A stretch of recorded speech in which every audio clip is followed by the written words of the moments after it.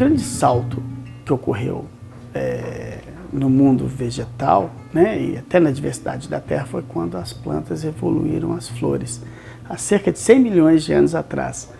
Então, isso se deu em razão principalmente de interações com alguns organismos muito importantes na face da Terra, que são os insetos.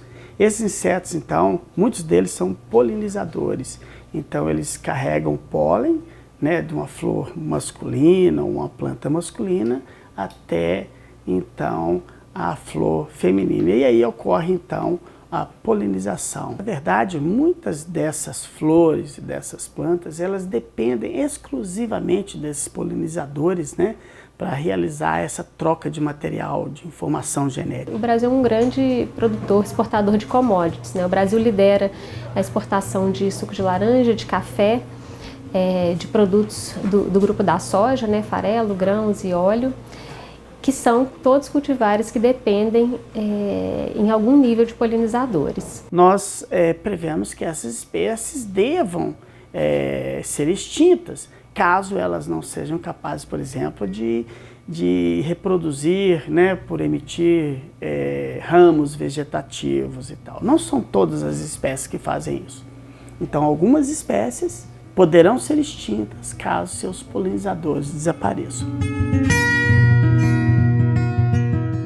De uma forma geral, os alimentos que têm uma maior dependência de polinizadores são frutos e sementes. E a monocultura, né, de exportação é muito focada no milho, no trigo, no arroz, que não são polinizados por animais, são polinizados pelo vento. O grande produtor de alimentos polinizados, que tem uma grande dependência de polinizadores, é o pequeno produtor, né, o agricultor familiar, que produz diversos tipos de frutas e que corresponde a a cerca de 70% da produção de alimentos no Brasil. Então esse grupo seria muito afetado. Quando você desaparece com essas plantas, nós perdemos aí as funções biológicas que elas realizam nesse ambiente, né? Então os serviços ecossistêmicos produzidos por elas podem desaparecer.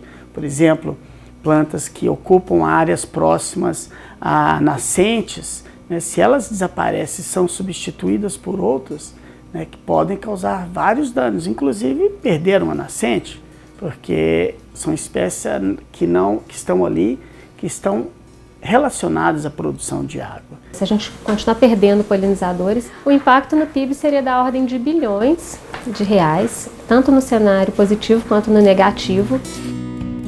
Os brasileiros consomem uma cesta que depende em cerca de 60% de alimentos que são produzidos a partir da polinização. Nós temos simplesmente ampliado sem nenhum planejamento estratégico essas culturas, né? Então é simplesmente aumento do plantio da soja, ou do milho, ou do algodão, sem ter um desenho, né, ambientalmente correto.